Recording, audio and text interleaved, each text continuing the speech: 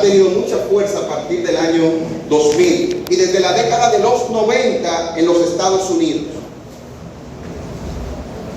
Al principio, como decía nuestro hermano, esto nace con un enfoque, estamos hablando de finales del siglo XIX, por ahí, principios del siglo XX, con una intención de evangelizar a los hebreos.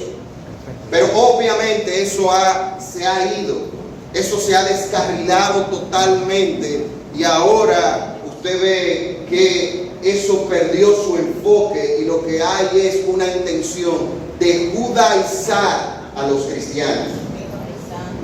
En América Latina, y por eso doy gloria a Dios que esto se esté tratando aquí, en América Latina la mayoría de los que son persuadidos, eso es estadísticamente, ha persuadido a entrar a estas sectas judaizantes son personas que militaban en iglesias pentecostales o en iglesias neopentecostales.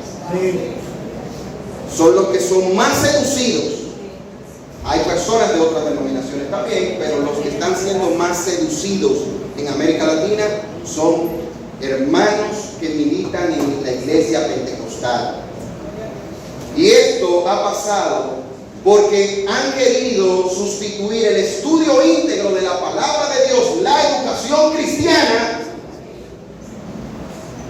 buscar el manjar de las escrituras, ver a Dios en la palabra, lo han querido cambiar por nuevas revelaciones, y con una comilla del tamaño de este edificio, por nuevas revelaciones espirituales. Y eso los ha persuadido. En el día de hoy yo quiero concentrar la conferencia en responder preguntas que nos ayudarán a entender por qué los judíos mesiánicos andan por un camino torcido y por ende son una herejía que los cristianos debemos evitar y que los pastores deben de cuidar su púlpito de esta gente. Vamos a mirar eso. Algunas preguntas, 5 o 6 preguntas. Ustedes tienen un material de apoyo que simplemente recoge algunas cosas. Hay cosas que están ahí, que están aquí, de lo que voy a compartir, que no están ahí, pueden anotar, pero ahí tienen, digamos, una síntesis de la conferencia que les puede servir. ¿Cuáles son? La primera pregunta que queremos responder. ¿Cuáles son sus creencias y prácticas más representativas? La doctrina o enseñanza más relevante de este movimiento multifacético y que los unifica es que la ley dada a Moisés, y en ellos van a usar mucho los términos en hebreo, la Torá, lo que conocemos como el Pentateuco, los primeros 5 libros de la Biblia, Génesis, Éxodo, Levítico, Números y Deuteronomio, para ellos sigue estando vigente. Y cabe resaltar que el tener vigente la ley es también tener vigente una legislación conformada por 613 reglas que ellos dicen que todavía está vigente. La ley es su enseñanza fundamental y dicen que todos los creyentes en el Mesías se les ha dado la gracia para que entiendan y cumplan con todas las obligaciones de la ley. Miren cómo ven la gracia. Los judíos mesiánicos, para ellos el sacrificio de Cristo no es suficiente, hay que volver a la ley. Y dicen que la gracia que nos fue dada en Cristo, miren cómo interpretan esto, y esto es grave. La gracia es para que entendamos y cumplamos todas las obligaciones de la ley. Así ven la gracia de Dios. Así ven la gracia manifestada en la obra de Cristo. Cosas que los unifican. Todos ellos guardan el 7º día de la semana, el sábado, lo guardan, el Shabbat. Guardan el sábado. Todos ellos celebran las fiestas judías de alguna u otra forma. La Pascua, Pentecostés, la fiesta de los tabernáculos, esas 3 fiestas grandes que fueron establecidas de peregrinación, ellos lo hacen, muchos de ellos también cuando oran tratan de ponerse ubicado de una forma que que estén como si fuera poniendo su cabeza hacia Jerusalén, como una práctica ritual también. Guardan los festivales, las costumbres judías, validan solamente los nombres en hebreo. Ya no es Jesús, ahora es Yeshua. Ya Yeshua HaMashiach, ya no es Jesús el Mesías, no, ya no es Jesús el Cristo, ya hay que hablar así, ya no es el Señor, ahora es Adonai que hay que decir. O sea, ya si tú usas palabras en tu idioma, porque ¿quién de aquí es judío? Y yo se lo preguntaría a ellos también, los latinoamericanos que están metidos en eso, los dominicanos que están metidos en eso. Usted no es judío, usted es dominicano. Usted no habla el idioma hebreo, usted habla español. Y nosotros hemos sido salvados para adorar a nuestro Dios de lo que somos, conforme a cómo nos rescató. Hermanos, la ley, hay algo que quiero aclarar aquí, porque es que es una tergiversación muy grande. La ley se divide, las 613 leyes que vemos en la Torá, en la ley, se dividen en leyes ceremoniales, en leyes civiles y en la ley moral de Dios.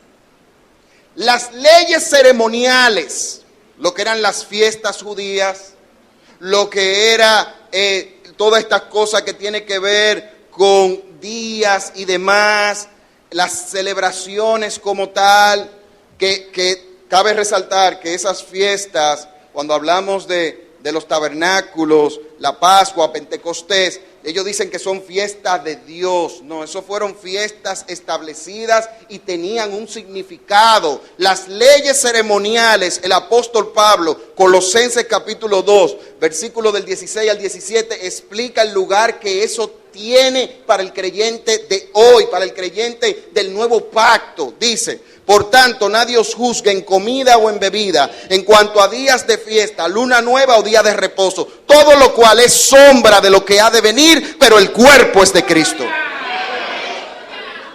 Las leyes ceremoniales eran sombra de lo que habría de venir, apuntaban a un acontecimiento y fue la manifestación gloriosa del Hijo de Dios.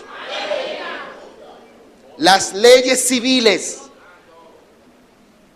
fueron exclusivas para el pueblo de Israel. Exclusiva. ¿Por qué no agarramos, y en buen dominicano se lo voy a decir, cuando nuestro hijo nos desobedece, ¿por qué no lo agarramos y le entramos a pedrar? Eso es pecado ante Dios.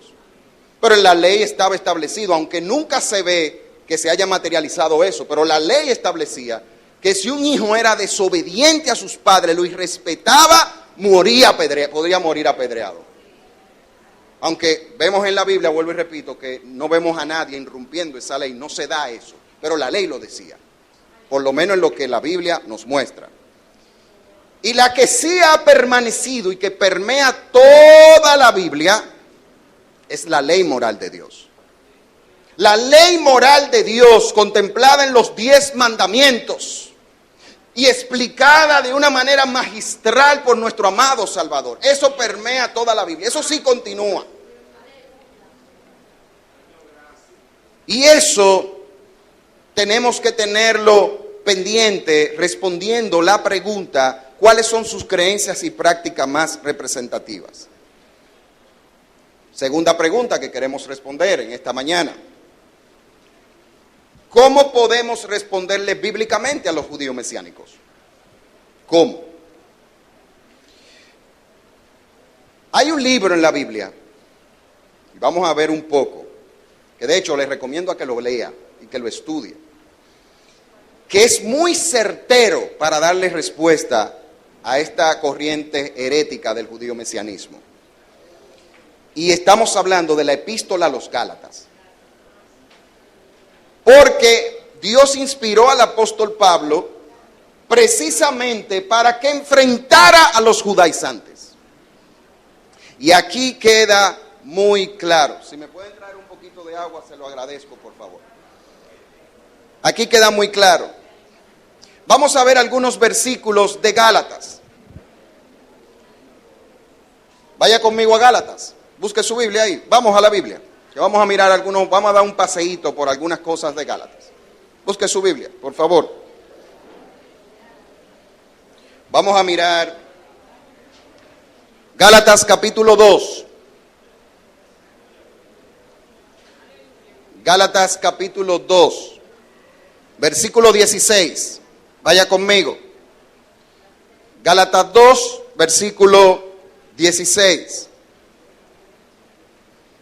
Dice así, dice, sabiendo que el hombre no es justificado por las obras de la ley, sino por la fe de Jesucristo. Nosotros también hemos creído en Jesucristo para ser justificados por la fe de Cristo y no por las obras de la ley, por cuanto por las obras de la ley nadie será justificado. Está diciendo este versículo que por las obras, por guardar, observar la ley mosaica, nadie será salvo. Eso es lo que está diciendo. Nadie será justificado, nadie puede ser declarado justo ante Dios. No le puede ser imputada la justicia de la ley. Al creyente le es imputada la justicia de Cristo. Y por eso es que el cristiano, cuando la persona se convierte a Cristo, es inocente ante Dios. Porque sus pecados, Él no va a pagar por su pecado. Porque hubo uno que pagó por sus pecados, que es Jesús. Y cuando creemos en Él, la justicia de Cristo es imputada a nosotros y somos declarados libres. ABC del cristianismo. La justificación. Somos justificados. Gálatas capítulo 2, versículo 21. Vamos a desmontar el fundamento del judío mesianismo en esta hora. Gálatas 2, 21. Dice, no desecho la gracia de Dios, pues si por la ley fuese la justicia, entonces por demás murió Cristo. Si la justicia se obtiene por la ley, ¿para qué vino Jesús? Pregunta. ¿Para qué vino Jesús si la ley existía? ¿Para qué? Por ende, lo que está diciendo el apóstol, que recuerde, vuelvo y repito, aquí Pablo está tratando con una carta que de hecho el contexto del capítulo 2 de Gálatas es que Pablo confronta cara a cara a Pedro. Porque Pedro, entiendo, después uno mira, cuando uno mira las cartas del apóstol Pedro, uno se da cuenta de que esa no era la creencia de Pedro. Pedro cayó, cogió presión. Eso fue lo que pasó. Porque uno mira, vaya conmigo a Gálatas 2:14 para que lo veamos. Vamos a verlo desde el 11. No se preocupe, que estamos midiendo el tiempo y vamos a ser respetuosos con eso. Dice, pero cuando Pedro vino a Antioquía, le resistí cara a cara porque era de condenar. Pues antes de que viniesen algunos de los de parte de Jacobo, comía con los gentiles, con los que no eran judíos, cristianos que no eran judíos. Pero después que vinieron, se retraía y se apartaba porque tenía miedo de los de la circuncisión, de los judíos cristianos, de los judaizantes. Y en su simulación participaban también los otros judíos, de tal manera que aún Bernabé fue también arrastrado por la hipocresía de ellos. Pero cuando vi que no andaban rectamente, ojo esa palabra, no andaban rectamente, como no anda el judío mesianismo, conforme a la verdad del evangelio, no andaban rectamente conforme a la verdad del evangelio, dije a Pedro delante de todos, si tú siendo judío vives como los gentiles y no como judío, ¿por qué obligas a los gentiles a judaizar? Lo confronta, le dice, ¿cómo tú quieres? Porque Pedro cogió presión. Como muchos cristianos que se intimidan cuando esta gente empiezan a hablar esa jerga en hebreo, hermano, no se intimide, ellos están en el error.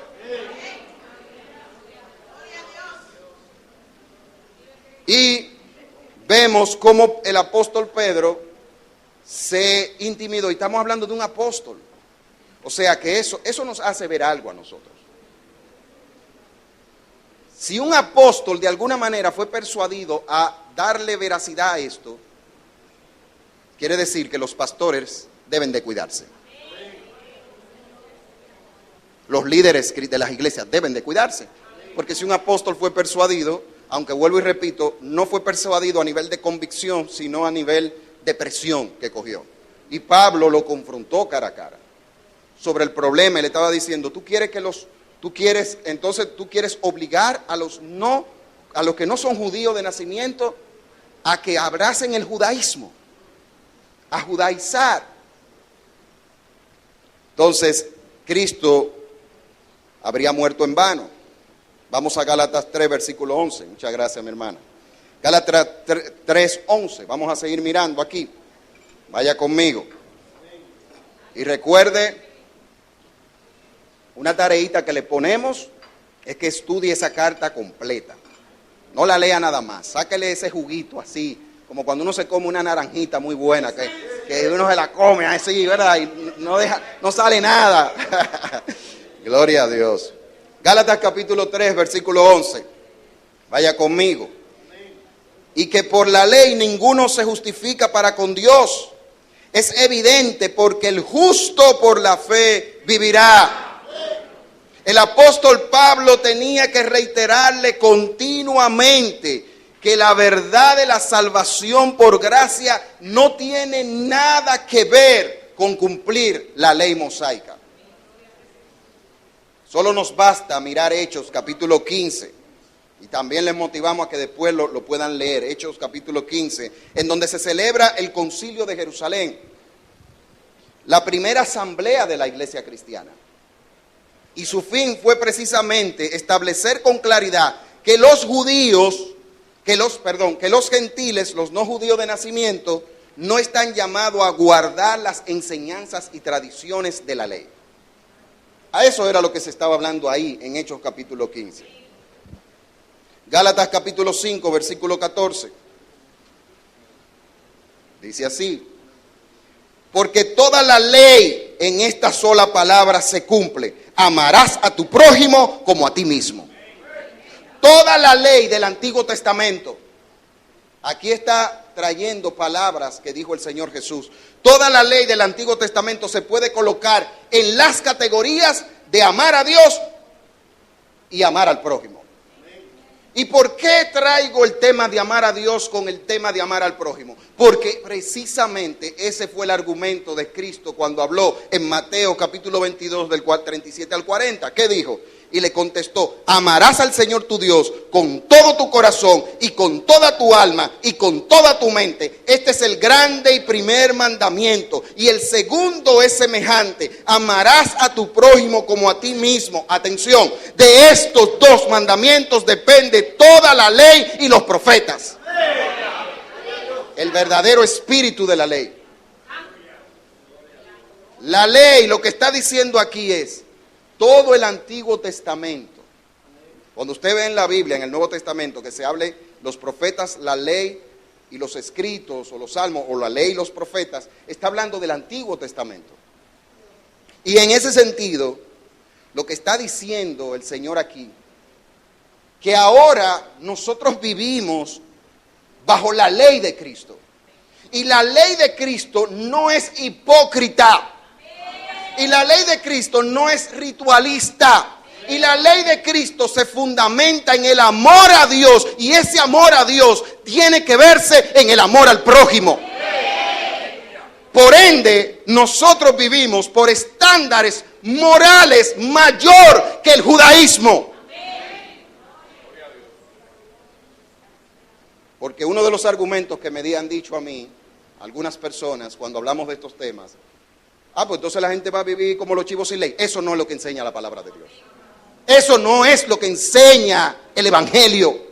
La gracia de Dios se ha manifestado, pero es para que el hombre viva apartado del mal, apartado del pecado, y que viva una vida donde Cristo sea su modelo y que viva conforme a los parámetros morales establecidos y que parten de ese fundamento de que Él es el Señor y Salvador de nuestras vidas y que tenemos que imitarlo a Él.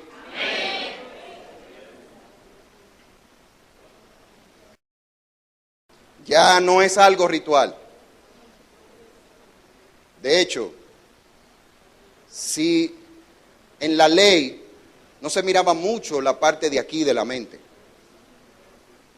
Yo soy un hombre casado y si yo codicio una mujer que no es la mía, yo peco ante Dios. Eso no era pecado en la ley. ¿Cómo podían saber eso? El evangelio, el cristianismo te habla de una vida de relación con Dios. Viva, personal y real, no tradicional, ni para cumplir reglas ni normas. Claro, el vivir una relación con Dios nos va a llevar a cumplir normas y reglas que vemos en las Escrituras que el Señor nos enseña. Entonces quiero dejar eso fue una nota al margen, para que quede claro que no estamos hablando de libertinaje. Estamos hablando de ser como Cristo, estamos hablando de santidad. Estamos hablando de vivir para el Señor, vivir bajo ese principio de amar a Dios. Amar a Dios quiere decir que yo tengo que aborrecer el pecado. Amar al prójimo quiere decir que yo no le hablaré mentira a mi hermano porque yo sé que a mí no me gusta que me hablen mentira. Yo tengo que amarlo, yo tengo que hablarle la verdad, porque eso es pecado, pero también es algo que hace daño en las relaciones entre hermanos. Entonces, eso fue una notica ahí para tomarla en cuenta, porque ese es uno de los argumentos que a veces nos tiran a nosotros. Ahora, la ley de Cristo está adentro. Cuando hemos sido regenerados por el Espíritu Santo, Dios ha puesto su ley en el corazón.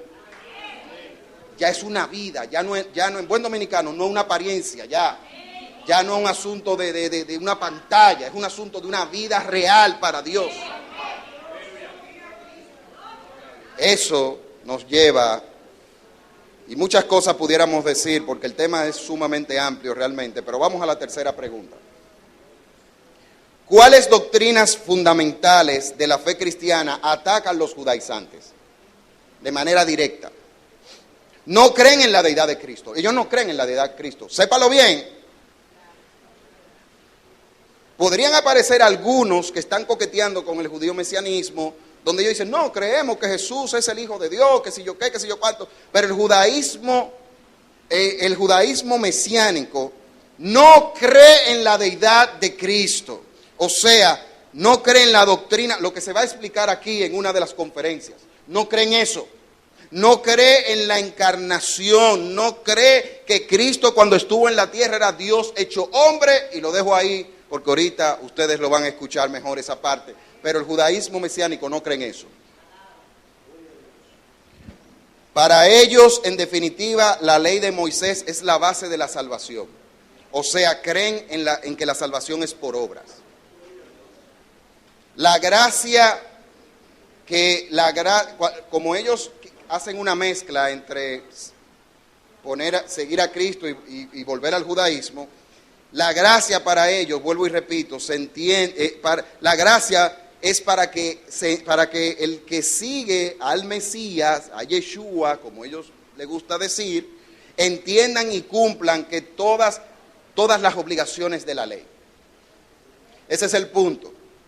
Entonces, no creen en la salvación por la gracia de Dios. De hecho, todas las religiones del mundo tienen un común denominador. Todas las religiones del mundo. Y nosotros tenemos una gran diferencia en ese sentido. Creen en la salvación por las obras. Creen en que tú te ganas la salvación o te ganas estar bien con Dios por el esfuerzo humano. El evangelio, el cristianismo te dice no. Es imposible que tú agrades a Dios. Tú no puedes con tu propia fuerza. Tú necesitas ser transformado por mí y que yo dentro de ti te ayude a vivir esa vida que me agrada. Eso es la gracia de Dios. Eso es parte de las atribuciones de la gracia de Dios. Lo que es el nuevo nacimiento. El cristiano no es un individuo que reformó su conducta. El verdadero cristiano es un individuo que su vida fue transformada. Ese es el verdadero cristiano, por la obra poderosa y milagrosa del Espíritu Santo, donde ahora sus anhelos y sus deseos se inclinan hacia agradar a Dios. No es un esfuerzo humano, es algo que Dios pone en nosotros y que nos da la fuerza para hacerlo y que nos ayuda a que nosotros vivamos de esa manera. Otra cosa, ellos rechazan la inspiración del Nuevo Testamento. La rechazan por ser escrito en griego. Y el rechazar el Nuevo Testamento, mis hermanos, es atacar la fiabilidad de la Biblia. Desde que se ataca el Nuevo Testamento, se ataca la Biblia completa, porque esto es una revelación que Dios ha dado y que es una revelación que ha sido progresiva desde Génesis hasta Apocalipsis. Y si una persona no cree en una parte, las demás se caen.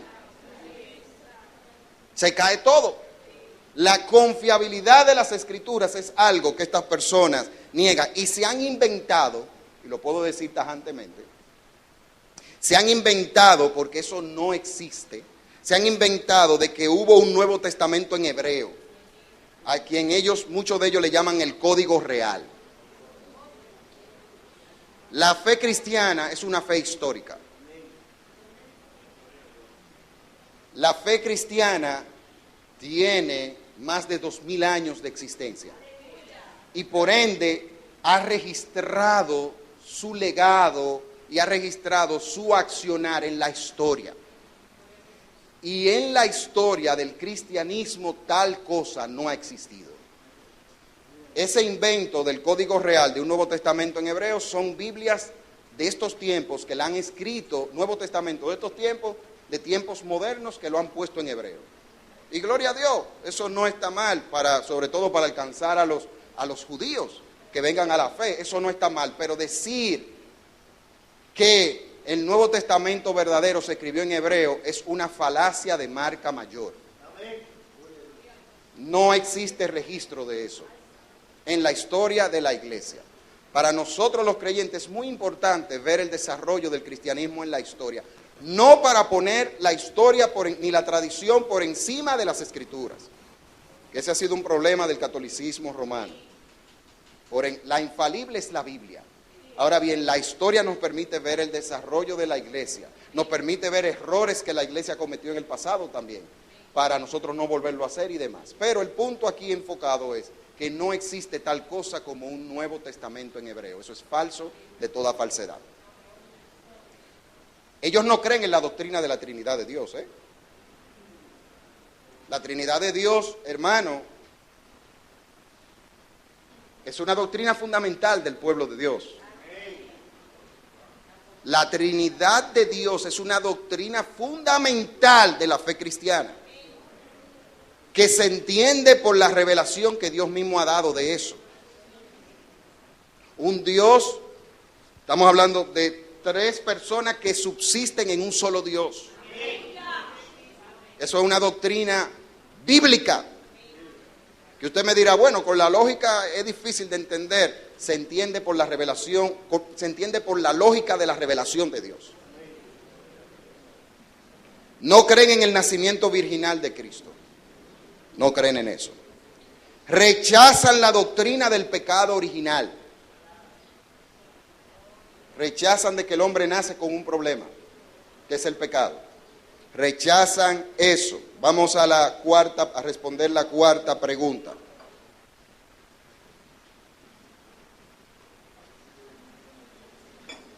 ¿De qué manera esta herejía persuade a cristianos? ¿De qué manera? ¿Cómo lo hacen? Hermano, usted me ha dicho hasta ahora nos ha dicho a nosotros aquí las creencias y prácticas más representativas, cómo podemos responderle bíblicamente a ellos, cuáles doctrinas fundamentales de la fe cristiana atacan. Entonces, una pregunta obvia es, ¿de qué manera esta herejía persuade a los cristianos? ¿Cómo es que personas que militaban con nosotros se van, salen por ahí, dejan el camino? ¿Y cómo es que muchos son pentecostales? ¿Por qué? Entonces, al igual que los judaizantes de la Biblia, su foco es persuadir a los cristianos de que deben volver a la observancia de la ley mosaica. Y la manera de convencerlo es enseñándole que hay que recuperar el judaísmo original del cristianismo, que según ellos, la iglesia cristiana a partir del siglo II, cuando se mezcló con dicen ellos que se mezcló con el Imperio Romano, algo falso, porque la famosa mezcla de donde viene el catolicismo romano se da en el siglo IV, pero yo estoy diciendo lo que ellos dicen, que se mezcló con el Imperio Romano, eso hizo que perdiera sus raíces hebreas y se paganizó. Falso de toda falsedad. Lo que la iglesia sí hizo fue que no se quedó en Jerusalén, no se quedó con el pueblo hebreo. La iglesia fue para impactar el mundo. No se quedó ahí. Y aparecen en el siglo II cristianos, líderes que no eran judíos, como los primeros cristianos que sí eran judíos. Y vemos que muchos eran discípulos de ellos mismos. Ignacio de Antioquía, por ejemplo, que fue discípulo del apóstol Juan. Ireneo de León más adelante, en siglo después, Orígenes, Clemente, un sinnúmero de personas que empiezan a aparecer en diferentes ciudades, siervos de Dios, y que empiezan a tener liderazgo en la iglesia que no eran judíos. Pero eso habla de la expansión del cristianismo. Eso habla de que la fe empezó a crecer, o sea, alcanzar pecadores para Cristo empezó a crecer. No fue que se paganizó. Claro que no. Eso es errado. Eso es falso. Hombres tan prominentes como Policarpo de Esmirna, líderes de la iglesia que no eran judíos, que sus testimonios están ahí, mártires de la fe, morían por sus convicciones. ¿Cómo se va a paganizar con Roma si los primeros siglos de la iglesia cristiana fue bajo el yugo de la persecución y del martirio, muriendo por su fe, siendo usado para prender faroles con el fuego, quemados en Roma, lanzados a las fieras? Esto es un invento. Yo quiero resaltar algo aquí, otra nota importante, que quiero que podamos tener claro. Yo no estoy diciendo aquí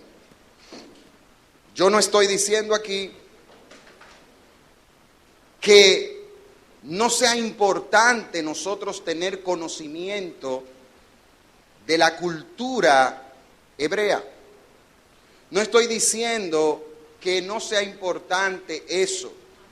Sí es importante para el cristiano. Es bueno para quienes predicamos y enseñamos la palabra de Dios. Es bueno profundizar en el conocimiento del contexto histórico, contexto cultural, contexto gramatical del pueblo judío de aquella época, porque de hecho el idioma original en que se escribió el Antiguo Testamento es en hebreo. Eso no está mal.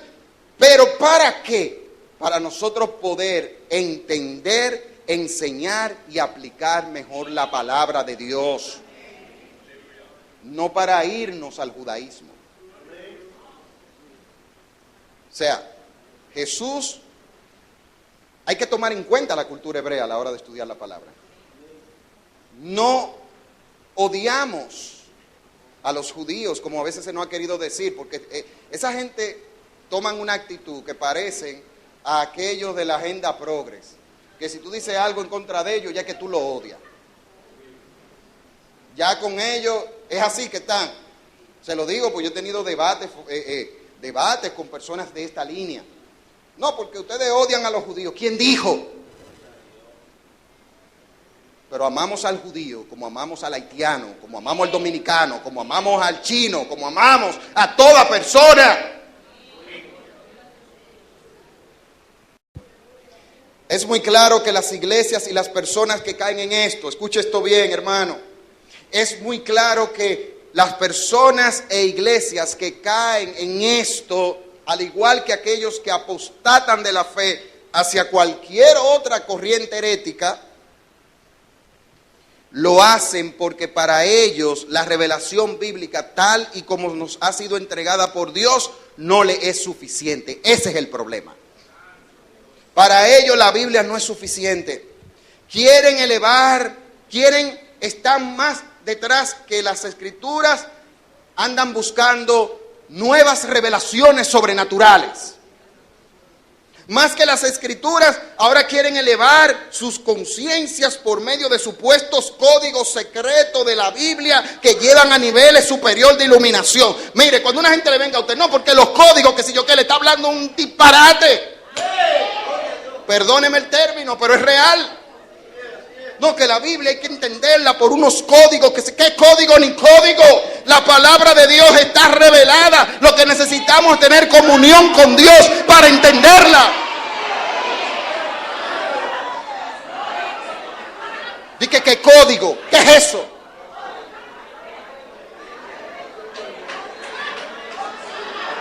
Mano, no se deje persuadir con esos inventos. Levante su Biblia así. Esa es la palabra de Dios y esa es lámpara a mis pies y lumbrera a mi camino, y todo el que tiene el Espíritu Santo puede ser guiado a entenderla.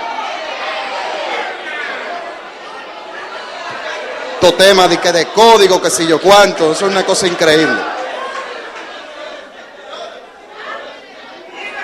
Eso se llama impresionismo. Impresionismo. Eso es para hacerlo quedar a usted como que usted está mal, como que usted no está en el way, en la moda. Eso es para impresionarlo. Persuasión.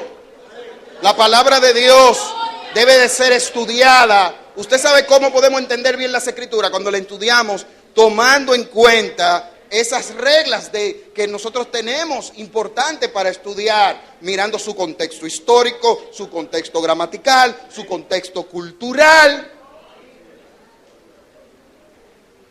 Eso que todo que enseña y predica cuando hace exégesis e interpretación, que necesita esas herramientas que tienen que ver, que eso se utiliza cuando uno está interpretando, entendiendo un texto, pues obviamente tiene que hacerlo. No sacar del contexto el texto.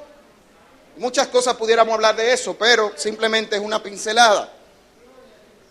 Muchos son persuadidos a cambiar a estos movimientos por medio del impresionismo, vuelvo y repito, donde los códigos y demás, estos temas también que tienen que ver con el uso del idioma hebreo, donde lo pisan a usted en el sentido de que usted está malísimo, porque ahora hay que decirle Mashiach, ahora ya no es Cristo, ahora en vez de Espíritu Santo es Ruach HaKodesh, ahora ya no es Jesús, es Yeshua, y que si tú haces, tú no estás en otro nivel, porque ellos usan el impresionismo como el idioma en que se escribió el Antiguo Testamento fue en hebreo. Te usan esto, pero esto se llama impresionismo, para que usted tumbe su discernimiento espiritual y acepte esto como bueno y válido.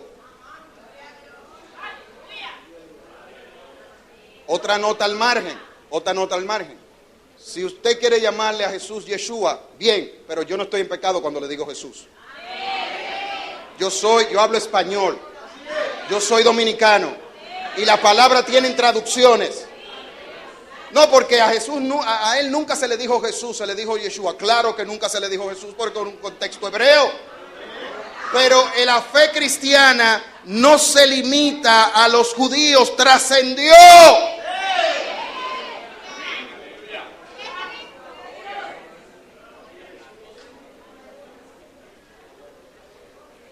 Me corrige si hay un hermano haitiano aquí, creo que es Jesse, que se le dice a Jesús, ¿verdad?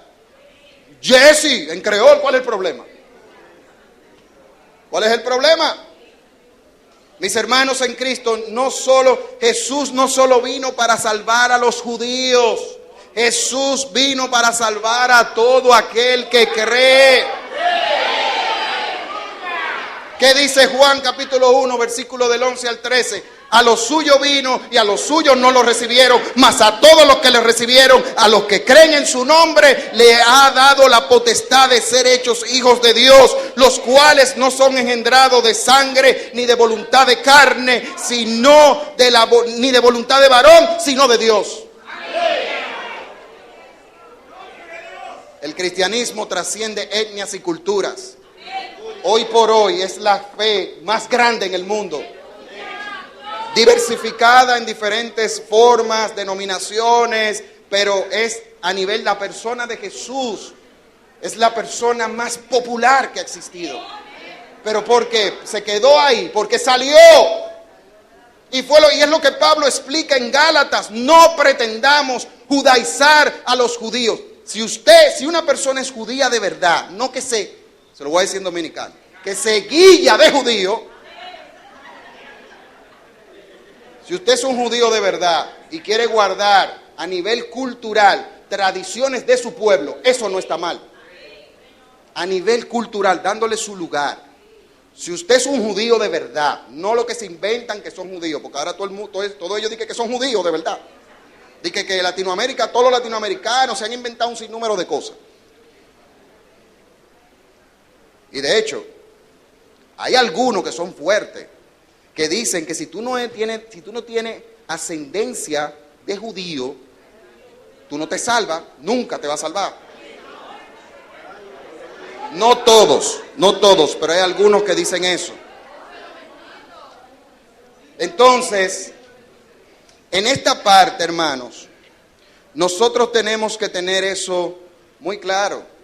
O sea, el cristianismo trascendió, el cristianismo llegó a otros lugares. Y si un judío, vuelvo y repito, quiere guardar, hacer sus fiestas, ponerse indumentarias, y lo hace con una actitud de que eso, sabe que eso no es, que es más bien algo cultural, pero que no le da un peso salvífico a eso, si es judío no está mal.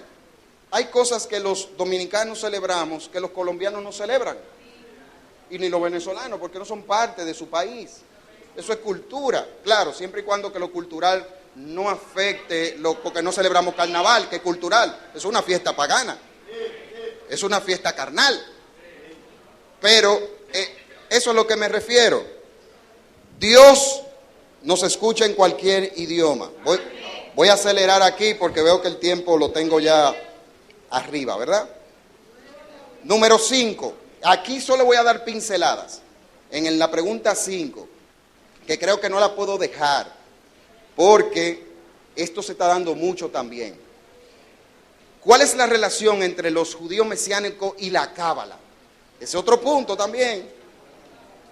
El tema de la cábala, muchos judíos mesiánicos y muchos evangélicos están practicando esto de la cábala, la mística judía. Usted lo ha oído, ¿verdad?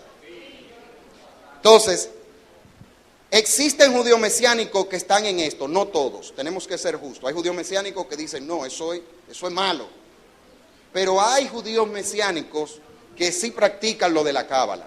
Pero ¿por qué llegan ahí? Y muchos evangélicos están abrazando esto. Caen en esto porque la tradición judía enseña la doctrina de los 4 sentidos para el estudio de la Torá, de la ley, en donde se dice que cada texto se debe ver de 4 formas. El literal, Peshat, el alusivo, Remes, el talmúdico, Drash, y el místico, Sod, que es, la palabra Sod significa algo oculto, algo que pocos pueden entender. Desde que yo escucho que una gente dice, esto es algo que no todo el mundo puede entenderlo.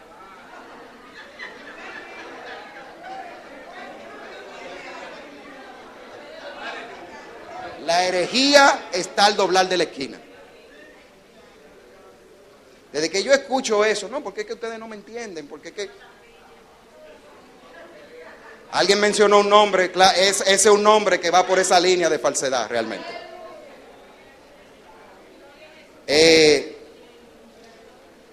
El místico Sod. El instrumento para esto es usar el libro más importante de la Cábala. Yo no voy a hablar mucho de este tema por razones de tiempo. Más importante es el Zohar. Ese es el libro más importante de la mística judía. Es un libro que supuestamente fue inspirado por el ángel Gabriel y que registra un conocimiento secreto y poderoso de la interpretación de la ley de la Torá. La Cábala nunca desde su inicio ha tenido nada que ver con el cristianismo. Y ellos hablan de que a través de tú tener ese libro, ya el hecho de tú tenerlo, tú tienes, parece como ciencia ficción. Tú te conectas con 9 dimensiones más altas, que es el árbol de la vida. Y donde son la fuente de la alegría, la sanación, la creatividad y la sanidad. Esto es puro ocultismo, esto raya hasta en la brujería. Hay personas, porque hay que ser justos, que entran en esto muy profundo, otros no tanto, pero esto es peligroso. Y no voy a hablar mucho de este tema, esto es todo un tema. De hecho, le invito, tenemos nuestro canal de YouTube que se llama Canal de Julián Musa, y ahí tenemos un video donde hablamos de la Cábala y el cristiano, que le invito a que lo vea, son como 23, 24 minutos, para que usted vea una explicación que damos de por qué el cristiano debe de alejarse de esto de la Cábala. Y quiero terminar con la sexta pregunta.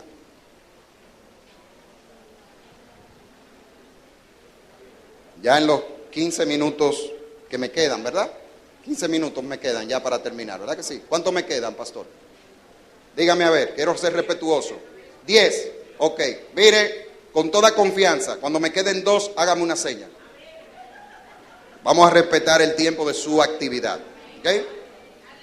¿Cómo deben responder? Este tema es muy amplio, hemos tratado, ¿verdad? ¿Cómo deben responder los pastores y el liderazgo de la iglesia a este tipo de movimiento? Voy a repetir esa pregunta. ¿Cómo deben responder los pastores y el liderazgo de la iglesia a este tipo de movimientos? Aquí los pastores de la iglesia tienen un rol muy importante. Y quiero dirigir mis palabras al liderazgo de las iglesias, sobre todo el ministerio pastoral. Los pastores tienen una responsabilidad ante Dios de cuidar, de alimentar y de dirigir el rebaño que el Señor compró con su sangre. Por ejemplo, a los pastores Dios le dice, Tito capítulo 1, versículo 9, que deben retener la palabra fiel que es conforme a la enseñanza, para que sean capaces también de exhortar con sana doctrina y refutar a los que contradicen. Retener la palabra. Nosotros no traemos nada nuevo. Ya la revelación la tenemos y tenemos que ser fiel a la revelación que se nos ha dado. ¿Y cuál es el fin de ser fiel a esa revelación, según Tito capítulo 1, versículo 9? Para que seamos capaces de exhortar con sana doctrina, enseñar adecuadamente la palabra de Dios. Y para refutar a los que contradicen, con amor y con respeto, pero refutarlos. Como dice Primera de Pedro 3:15, que debemos de hacerlo con mansedumbre, debemos presentar defensa con mansedumbre y reverencia ante todo el que demande razón de la esperanza que hay en nosotros. Esto es lo que las ovejas necesitan para crecer fuerte en el Señor. Conocer la palabra. Y damos gloria a Dios por eventos como este. Conocer la palabra. Damos gloria a Dios por eso. Ya que los falsantes de la fe, que son, eso se ramifica en muchas cosas, pero en este caso, los falsos que están detrás del judío mesianismo, están detrás de cristianos débiles. Esos son los vulnerables a entrar a esta secta. Cristianos débiles, cristianos inmaduros, o personas que se decían ser cristianos y al final nunca lo fueron. Hechos 20 del 26 al 27. Por tanto le doy testimonio en este día de que soy inocente de la sangre de todos, pues no rehuí declararle todo el consejo de Dios. ¿Qué es importante que los líderes hagan para cuidar de que esta gente, de que los miembros de las iglesias no sean persuadidos? Hay que enseñarle, pastores, hay que hacer énfasis en la doctrina de la palabra de Dios. Enseñarles que la palabra de Dios es divina, es inspirada, es confiable, no tiene errores de Génesis hasta Apocalipsis, y hablarle de lo que ha sido la preservación de las Escrituras. Que la gente sepa que esa es la palabra de Dios. La doctrina de Cristo y cómo la Biblia revela que Él es Dios hecho hombre, lo que van a ver más adelante. Eso es importante enseñar al pueblo de Dios. Lo que le digo, póngase a la expectativa con esa conferencia y sáquele el mayor provecho, porque eso tiene que ser enseñado al pueblo. Porque uno de los ataques que está habiendo fuertemente es contra la deidad de Cristo. Y contra la Biblia también. La doctrina de la Trinidad es algo que hay que enseñar. O sea, cómo Dios puede ser tres personas siendo un solo Dios. Y quiero concluir con un pasaje que simplemente lo voy a leer y lo voy a explicar, y con esto cierro. Vaya conmigo, Efesios capítulo 2, versículo del 11 al 19, que nos muestra lo que la gracia de Dios ha hecho con el pueblo judío y con el pueblo que no es judío. Y que de hecho debemos de orar por Israel para que vengan a salvación, para que vengan al camino de la verdad, para que busquen a Cristo y sean salvos. Efesios 2, del 11 al 19. Repito, Efesios 2, del 11 al 19, leemos aquí y ya, mi hermano, ya con esto cerramos. Miren ahí, dice: por tanto, acordaos de que en otro tiempo vosotros los gentiles en cuanto a la carne eran llamados incircuncisos por la llamada circuncisión hecha con mano en la carne. En aquel tiempo estaba sin Cristo, alejados de la ciudadanía de Israel y ajenos a los pactos de la promesa, sin esperanza y sin Dios en el mundo. Versículo 13. Pero ahora en Cristo Jesús, vosotros que en otro tiempo estaban lejos, habéis sido hechos cercanos por la sangre de Cristo, porque Él es nuestra paz, que de ambos pueblos hizo uno, derribando la pared intermedia de separación, aboliendo en su carne las enemistades, la ley de los mandamientos expresados en ordenanzas, para crear en sí mismo de los dos un solo y nuevo hombre, haciendo la paz, y mediante la cruz reconciliar con Dios a ambos en un solo cuerpo, matando en ella las enemistades. Y vino y anunció las buenas nuevas de paz a vosotros que estabais lejos y a los que estaban cerca. Porque por medio de Él, los unos y los otros, tenemos entrada por un mismo espíritu al Padre. Así que ya no son extranjeros ni advenedizos, sino conciudadanos de los santos y miembros de la familia de Dios. Eso hizo la sangre de Cristo. Nos unificó a todos.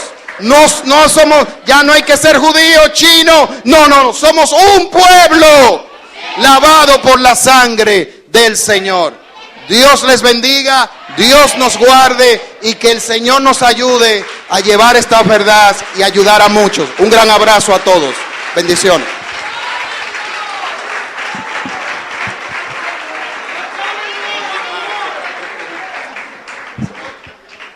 Dios bendiga a nuestro expositor, nuestro hermano licenciado Juan Musa, Julián Musa, amén, por esta importante exposición, amén, muy rica, muy edificante, y vamos a dar oportunidad a 3 preguntas. Excelente pregunta, hermano. Es mucho más abarcadora del tema que estamos hablando. Nosotros los cristianos tenemos la verdad. Y no podemos movernos de ahí. En el mundo en que vivimos, lo que he podido ver por las Sagradas Escrituras, aparte de tener una relación personal con Dios, una relación de devoción, de vida entregada, porque por fuerza nosotros no podemos. Nosotros luchamos contra el pecado, contra debilidades.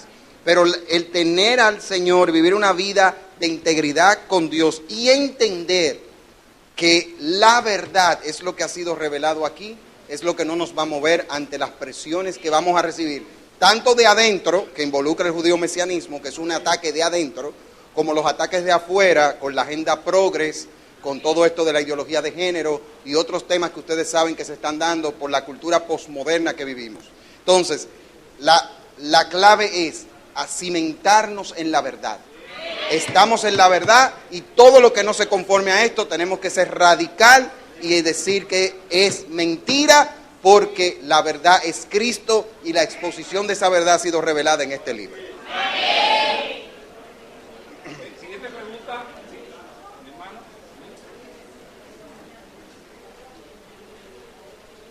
Dios bendiga a todos. Mi pregunta es, como sabemos ya, la explicación que usted dio, el judaísmo, ellos no creen en el Nuevo Testamento, ni tampoco en Jesús. Entonces, si nosotros nos vamos a defender de ellos, en el libro de Gálatas, según la cita que usted dio, ellos no creen en la gracia tampoco, ni en la fe en Cristo. Entonces, mi pregunta es, ¿cómo existe algún texto bíblico del Antiguo Testamento que nosotros podamos usar para ayudarnos en contra de ellos? Y si no existe, deberíamos estudiar y buscar uno. Ok, eso también, ¿verdad? Una muy buena pregunta. Mira, el hilo que conecta y que hace la diferencia entre el judío-mesianismo y el judaísmo es la persona de Jesús. Obviamente, los judíos mesiánicos, y qué bueno que tú tocas eso, porque eso me hace hablar de algo que no hablé, ellos le dan validación a estos libros desde una perspectiva histórica, no desde una perspectiva de divinidad como nosotros le damos.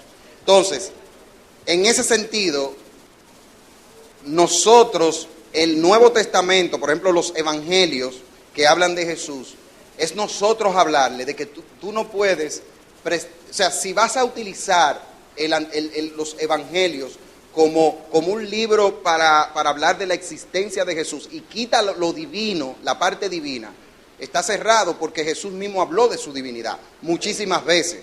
Entonces, en ese sentido, como quienes hacen una exposición de lo que es el cristianismo son los apóstoles, debemos usar, ellos validan el libro del Nuevo Testamento, lo validan desde una perspectiva histórica. Nosotros tenemos que centrarnos en decirle, no, esto es un libro que habla de un Cristo que es Dios, y por ende todo lo que ronda la explicación que va dando el Nuevo Testamento es en esa línea.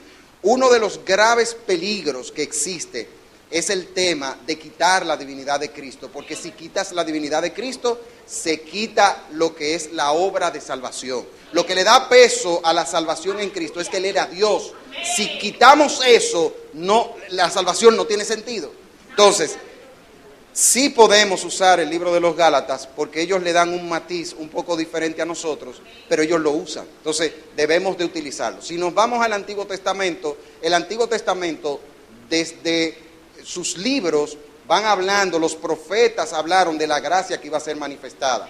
Los 39 libros del Antiguo Testamento nos hablan a nosotros del advenimiento del Mesías. Entonces, eso es lo que hay que enfocar, o sea, el advenimiento del Mesías. Yo creo que para lo que ha sido mi experiencia de defensa contra los judíos mesiánicos, es utilizar el Nuevo Testamento, pero de una perspectiva diferente a ellos. Entonces, si nos vamos a la parte histórica, bueno, pues mostrar que los primeros padres de la iglesia cristiana, lo que son llamados los padres de la iglesia cristiana, siempre vieron a Jesús como divino. O sea, la historia, lo que quiero decir, que la historia le da más peso al tema de la divinidad de Cristo que a que Cristo fue un simple hombre y ya. Porque ellos creen en un Jesús, pero no un Jesús divino, en un Jesús que fue como un maestro. Entonces, no sé si queda satisfecha mi respuesta a tu pregunta. Es una pregunta que amerita de más tiempo para explicar, pero en el Antiguo Testamento la parte que podemos usar es que hablaba de Jesús. Pero no te habla del ministerio de Jesús, tienes que ir al Nuevo obligatoriamente. Bueno, eso es lo que puedo decir.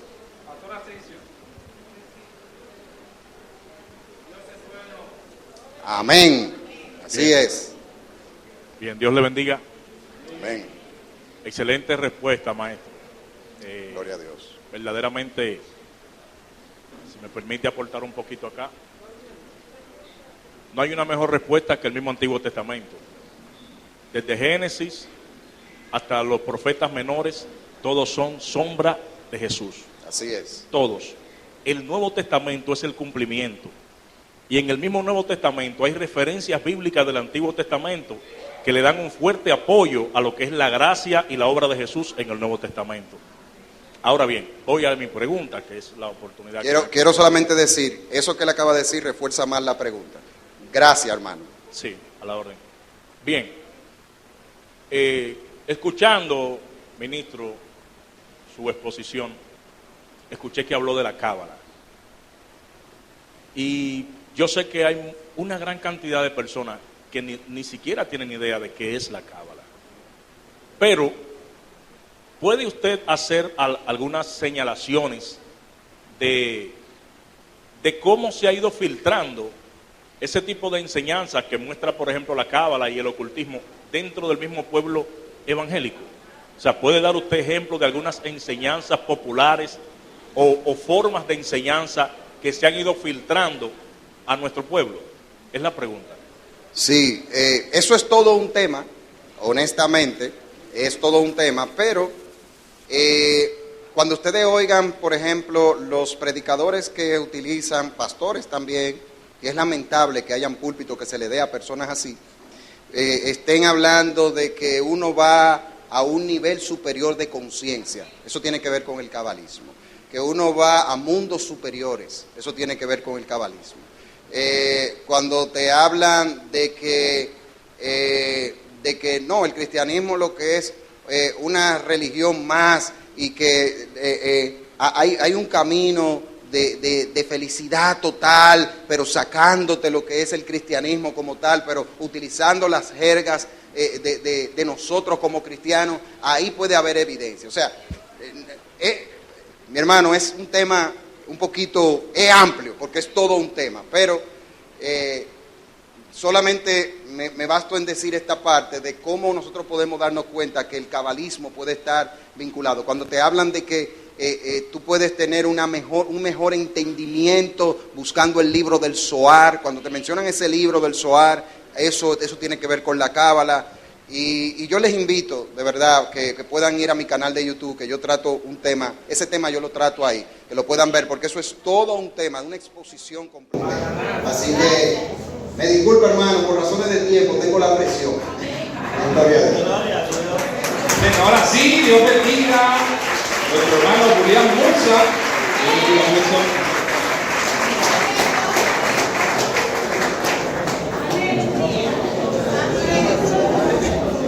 Amén, Dios te bendiga.